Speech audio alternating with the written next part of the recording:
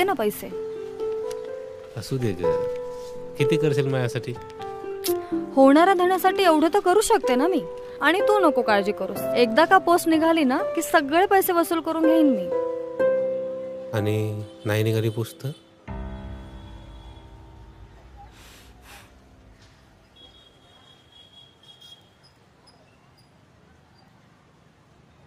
लग्नासाठी आहे ना प्रेम असावं लागतं, पोस्ट नाही, कळलं?